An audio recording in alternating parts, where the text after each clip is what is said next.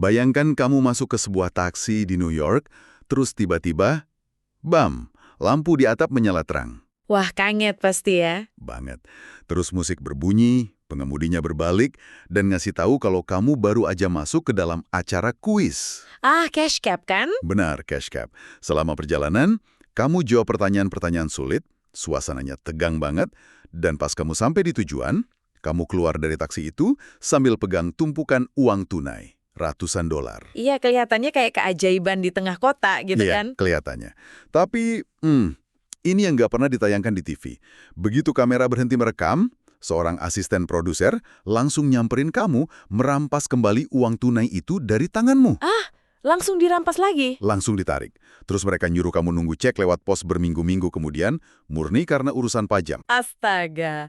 Dan tahu nggak, sebagian besar dari penumpang itu bahkan bukan orang yang kebetulan nyetop taksi di pinggir jalan. Tunggu, jadi mereka bukan penumpang acak? Sama sekali bukan. Mereka itu seringkali orang yang udah direkrut, udah melalui proses seleksi berminggu-minggu sebelum mereka melangkah masuk ke taksi itu. Jadi ilusi spontanitasnya dari detik pertama udah direkayasa penuh. Wah, oke. Hari ini kita akan mengubah cara kamu menonton TV selamanya. Kamu pasti sering menyalakan televisi untuk melarikan diri dari realitas kan? Nonton drama orang lain atau kompetisi yang menegangkan? Buat hiburan aja gitu. Tepat. Tapi bagaimana kalau drama terbesar yang sesungguhnya, justru terjadi di balik kamera? Eksplorasi mendalam kita kali ini bakal membongkar 20 teori konspirasi pertelevisian dari sumber materi kita, yang selama ini dianggap rumor gila. Tapi ternyata terbukti 100% benar. Ya, misi kita hari ini adalah mendekode matriks industri hiburan ini. Kita bakal misahin mana yang sekedar trik sulap visual yang nggak berbahaya, dan mana manipulasi gelap yang sengaja disembunyikan. Oke, mari kita bedah ini. Kita mulai dari titik di mana ilusi itu paling sering menyamar sebagai kebenaran, yaitu acara realitas. Genre acara realitas itu sendiri sebenarnya sebuah kontradiksi ya. Karena kata realitas di sana pada dasarnya cuma perisai pemasaran aja. Maksudnya gimana tuh? Gini, penonton datang dengan asumsi bahwa setidaknya ada fondasi kebenaran yang nggak disentuh. Mereka pikir, oke lah, situasinya mungkin diatur, tapi reaksi orang-orangnya pasti asli. Oh iya, kayak ekspresi kagetnya beneran. Tepat.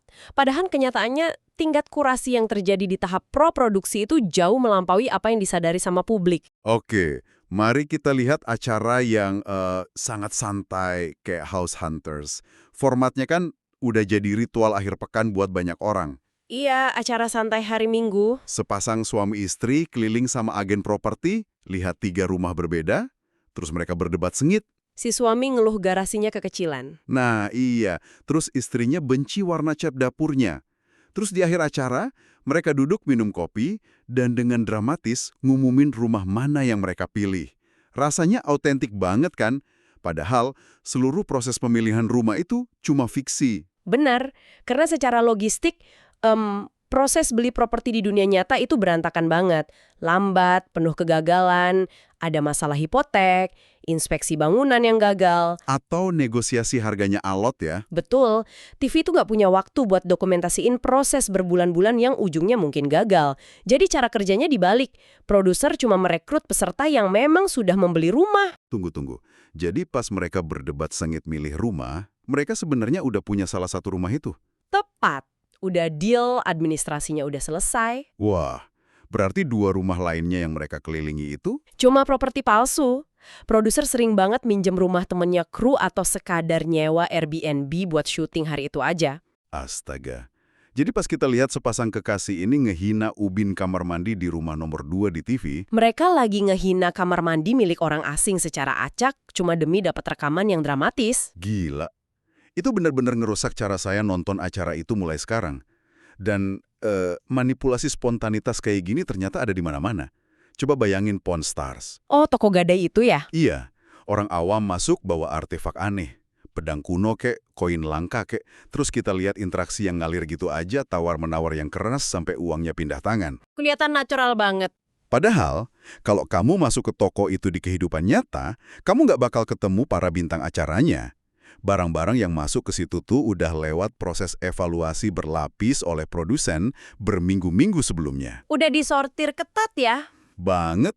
Bahkan, orang-orang yang kelihatan lagi asyik lihat-lihat barang di belakang adegan, itu seringkali cuma figuran bayaran yang posisinya udah diatur. Ya, toko itu pada dasarnya udah diubah jadi studio tertutup. Negosiasi yang kelihatannya natural itu sebenarnya punya titik henti. Produser bisa kapan aja interupsi dan ngarahin bintangnya. Iya, saya baca juga kalau kadang produser itu memaksa bintang acara buat beli barang yang sama sekali nggak punya nilai jual balik buat tokonya. Cuma karena barangnya punya nilai historis yang kelihatan keren di kamera, kan? Persis. Terus saya juga nemuin fakta soal Survivor yang bikin saya ngerasa tertipu banget. Yang soal rintangan lumpur itu? Iya. Pas peserta harus ngelewatin rintangan fisik ekstrim di tengah lumpur, kita kan mikirnya itu pertama kalinya mereka lihat lintasannya. Padahal, Ada gladi bersih menyeluruh di luar kamera. wah, jadi mereka udah nyoba dulu. Pembuat permainannya jalan bareng peserta nyusuri seluruh arena. Peserta bahkan dikasih waktu buat nyusun strategi dulu. Tentu aja proses rasional ini nggak pernah masuk ke TV. Benar. Dan jangan lupa gimana TV itu nyiptain persona palsu, kayak Gordon Ramsay di Hell's Kitchen. Oh, monster dapur yang suka teriak-teriak itu? Publik mikirnya dia bakal ngelempar piring ke dinding kalau kerangnya kurang mateng. Tapi, para koki dan kru di dunia nyata bilang Ramsay itu mentor yang sabar banget, tenang, dan dedikasinya ke filantropi besar.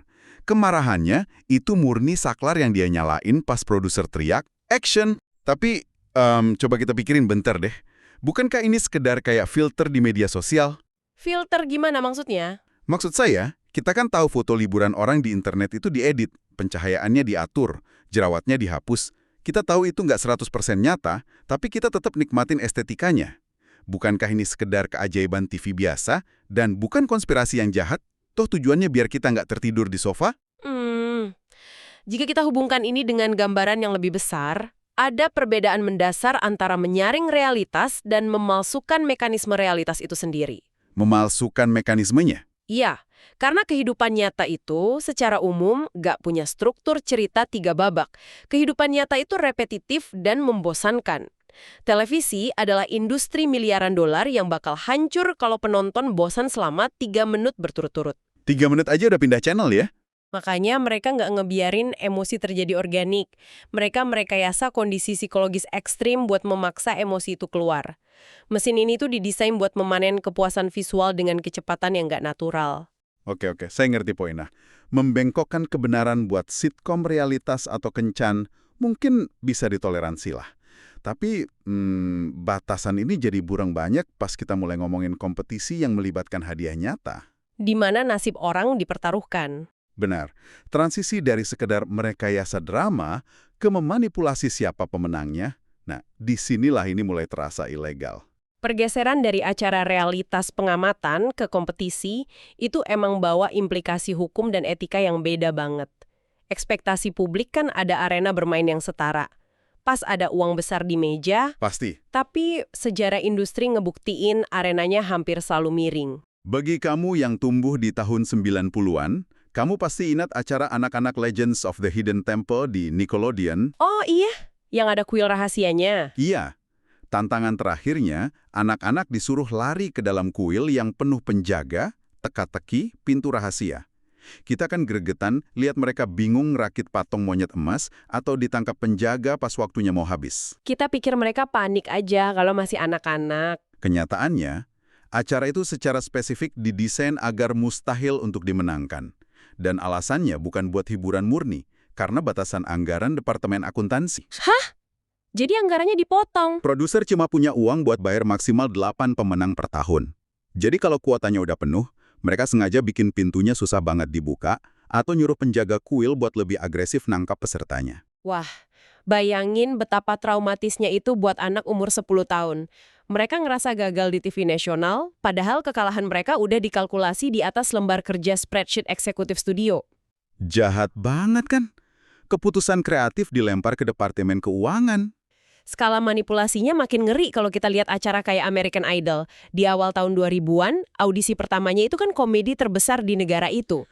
Iya, jutaan orang nonton penyanyi amatir suaranya sumbang banget, dipermaluin depan Simon Cowell. Nah, kita sering mikir, kok bisa penyanyi seburuk ini lolos seleksi awal? Jawabannya, produsen emang nyari mereka. Sengaja dilolosin? Iya, mereka nyingkirin penyanyi yang lumayan bagus cuma demi ngelolosin orang dengan suara terburuk buat dieksploitasi jadi bahan tertawaan massal. Fakta gilanya praktik ini baru dihentikan tahun 2018. Baru 2018, astaga. Belum lagi The Bachelor. Produser itu katanya megang kendali kayak dewa atas jalan ceritanya. Bener. Mereka ngumpulin data psikologis peserta, nyari kelemahan mereka, terus naruh mereka di situasi kencan yang dirancang khusus buat memicu gangguan saraf atau breakdown. Jadi eliminasinya bukan karena nggak cocok secara romantis dong? Bukan. Itu karena produser nginstruksiin siapa yang harus dipertahankan demi rating minggu depan. Gila, ini ngimitin saya sama permainan lempar bola di karnaval. Kamu berdiri yakin bisa ngejatuhin botolnya, tapi nggak tahu kalau bawah botolnya terbuat dari timah berat. Kamu udah diatur buat kalah sejak awal. Analogi karnaval itu akurat banget. Dan kadang peserta kuis membalas dendam dengan ngeretas karnaval itu. Ingat skandal Charles Ingram di Who Wants to be Millionaire Inggris? Oh, yang batuk-batuk itu ya? Iya, dia duduk di kursi panas, kelihatannya kesulitan, tapi berhasil ngejawab pertanyaan senilai jutaan pound sterling. Caranya, setiap kali host bacain jawaban yang benar, istrinya dan satu peserta lain di penonton bakal terbatuk dengan pola tertentu. Mereka merampok bank televisi secara live. Tapi gini, ada yang mengganggu pikiran saya. Kalau kita mundur ke tahun 50-an, ada skandal masif Quiz Show 21. Skandal yang sangat ikonik itu. Di situ terbongkar kalau peserta populer kayak Charles Van Doren dikasih jawaban sama produser sebelum acara. Mereka bahkan dilatih kapan harus ngusap dahi biar kelihatan gugup. Pas ini ketahuan, meledaklah investigasi langsung dari Kongres Amerika Serikat. Iya, dan itu hampir mematikan seluruh genre acara kuis. Nah pertanyaannya, kalau tahun 50-an kecurangan TV bisa bawa kamu ke pengadilan federal, gimana acara raksasa modern kayak The Bachelor atau Survivor bisa lolos dari jerat hukum pas mereka ngelakuin rekayasa terang-terangan? Yang sangat mempesona di sini adalah bagaimana industri ini berevolusi dan bikin loophole atau celah hukum. Setelah investigasi Kongres itu, regulasi anti kecurangan yang ketat itu cuma diterapkan pada kategori acara permainan berbasis keahlian aja, kayak Jeopardy. Oh, jadi ada beda kategori? Iya, di acara kayak gitu hukumnya absolut. Tapi pas genre realitas lahir, pengacara studio ngeklasifikasiin Survivor atau The Bachelor sebagai hiburan murni, bukan kompetisi kemampuan objektif. Ah, pantesan. Karena pemenangnya ditentukan oleh subjektivitas atau drama, mereka beroperasi di area abu-abu legal. Celah inilah izin tak tertulis buat para eksekutif. Oke, disinilah bagian yang sangat menarik. Karena selama ini kita bahas acara yang teknisnya tanpa naskah. Sekarang, ayo beralih ke acara bernaskah penuh. Sitkom, drama medis. Acara yang kita pikir alur ceritanya murni seni dari penulis. Betul. Ternyata, kematian seorang karakter di layar kaca itu sering banget cuma hasil dari kebencian pribadi, ego, atau krisis Departemen HRD di lokasi syuting. Karena dunia TV bernaskah itu tempat di mana batas antara ruang kerja profesional dan produk seni sama sekali hilang. Kalau di kantor biasa, dua orang berantem, HRD bikin mediasi kan? Di TV, solusinya karakter mereka dibunuh di depan jutaan penonton. Kayak di sitkom legendaris Seinfeld, karakter Susan, tunangannya George Costanza, tiba-tiba mati di akhir musim. Matinya konyol banget, keracunan gara-gara ngejilat lem murah di amplop undangan nikah mereka. Padahal penonton mikir itu mahakarya komedi gelap ya. Iya, kenyataannya pragmatis banget. Aktrisnya, Heidi Sweetberg, ritme komedinya nggak cocok sama pemeran utama lain. Jason Alexander yang jadi George ngeluh ke Larry David kalau dia susah banget adu akting sama Heidi. Solusinya, singkirin aja karakternya. Racunin dia. Eksekusi yang jauh lebih brutal ada di sitkom Cheers. Ingat karakter Eddie LeBeck? Suaminya Carla kan? Iya, dia tiba-tiba tewas tertabrak mesin perata es, Zamboni, konyol banget. Alasannya, aktornya, Jay Thomas, bikin blunder di siaran radio. Dia ngelontarin komentar yang merendahkan fisik lawan mainnya, Rhea Perlman. Hari itu juga, produser mutusin karirnya tamat. Coba bayangin betapa absurdnya itu. Analogi kasarnya gini, bayangin kamu kerja di bank, berantem sama manajer. Terus HRD nggak cuma memecat kamu, mereka ngirim memo ke semua nasabah bilang kamu tewas ditabrak traktor. Terus nyuruh teman kerjamu pura-pura itu beneran terjadi. Ini penghapusan eksistensi secara agresif. Benar, dan nggak cuma di komedi, Di drama Good Times, karakter ayah, John Amos, diburu lewat surat telegram. Dia dikeluarkan cuma karena dia punya prinsip dan terus berdebat sama produser soal pesan sosial acara itu. Daripada repot nego, produser milih menghapusnya dari naskah. Wah, tapi masalah HRD paling parah kayaknya ada di Grey's Anatomy deh. Lingkungan baliknya lebih berdarah-darah dari ruang operasinya. Patrick Dempsey, pujaan penonton, keluar disebut sebagai keputusan kreatif. Kenyataannya, perilakunya toksik banget, sampai memicu intervensi HRD karena bikin trauma atau PTSD buat pemeran lain. Kematiannya karena kecelakaan mobil itu murni intervensi darurat HRD yang disiarkan di TV. Dan di acara yang sama, naskah juga dipakai buat alat penghukum. Katherine Heigl narik namanya dari nominasi Emmy dan ngeritik keras jam kerja kru yang menyiksa. Balasan penulisnya, tiba-tiba karakternya dikasih tumor otak mematikan. Itu hukuman institusional berkedok naratif. Ada juga yang karena kesetiaan. Jeffrey Deman di The Walking Dead yang jadi Dale, karakternya dimakan zombie lebih cepat dari komiknya. Karena dia sengaja minta dibunuh. Dia muak sama TV yang mecat sahabat sekaligus sutradaranya, Frank Darabont. Fenomena ini benar-benar nelanjangi ilusi naskah ya. Yang kritikus puji sebagai alur brilian, ternyata cuma resolusi konflik kontrak yang dibungkus musik sedih. Oke, kita udah lihat soal game dan aktor. Sekarang kita masuk ke lapisan terdalam. Kita bicara soal struktur kekuasaan tinggi. Gimana industri secara aktif mengubur rahasia atau menciptakan realitas alternatif bertahun-tahun. Di sini, TV bukan cuma pembuat konten, tapi mesin perlindungan aset. Mereka memanipulasi persepsi publik demi miliaran dolar. Perang dingin Jay Leno dan David Letterman di The Tonight Show. Selama ini publik percaya Leno dapat posisi gantiin Johnny Carson lewat persaingan sehat. Padahal Leno udah punya kontrak rahasia jauh-jauh hari di belakang punggung Letterman. Terus soal persahabatan palsu di Sex and the City. Sarah Jessica Parker dan Kim Cattrall tuh saling benci bertahun-tahun. Kebenciannya nyata banget, sampai di seri revival terbarunya, karakter Cattrall harus diasingkan ke benua lain karena mereka nggak mau satu ruangan. Ya ampun. Nah, tapi dinamika lindungin rahasia ini jadi jauh lebih berat pas nyentuh figur publik. Dan sebagai catatan penting untuk kamu yang mendengarkan, kita di sini sama sekali nggak mengambil sisi moral atau berdebat soal politik kiri atau kanan ya. Benar banget. Kita murni cuma membedah anatomi mesin industrinya. Ngelaporin fakta dari sumber kita buat ngelihat gimana korporasi bereaksi pas ngadepin realitas yang mengancam bisnis mereka. Dan konteks historis ini penting. Mari kita lihat sitkom Ellen di akhir 90-an. Ada episode The Puppy Episode yang dirahasiakan ketat. Itu momen di mana Ellen ngungkapin orientasi seksualnya di TV dan di dunia nyata. Terus respon industrinya gimana? Bukannya ngedukung kejujurannya, industri malah panik soal komersial. Mereka takut kehilangan sponsor, yang ujungnya bikin acaranya dibatalkan. Dia dihukum karena identitasnya dianggap gak aman buat masa saat itu. Sedih ya, tapi ada kasus yang jauh lebih kelam, yaitu The Cosby Show. Bill Cosby itu udah kayak monumen kehangatan keluarga. Citranya ayah Amerika yang tak bernoda. Tapi di balik layar, rumor soal kekerasan seksual udah beredar dari tahun 60-an. Publik figur kayak Joan Tarsis sama Wendy Williams bahkan udah ngomongin ini terbuka. Iya, tabloid juga nulis. Tapi mesin industri, jaringan TV, bahkan penonton, secara kolektif nutup mata. Rahasia mengerikan itu dijaga puluhan tahun, sampai akhirnya hancur di tahun 2014. Jadi apa arti dari semua ini? Ini memunculkan pertanyaan penting tentang kita sebagai konsumen. Sebuah jaringan TV cuma bisa ngubur rahasia umum kalau ada kesepakatan diam-diam. Dari ekosistemnya, selama produk yang ngasilin untung gila-gilaan, sistem bakal bikin medan pelindung buat bintangnya. Kita udah jalan jauh banget hari ini.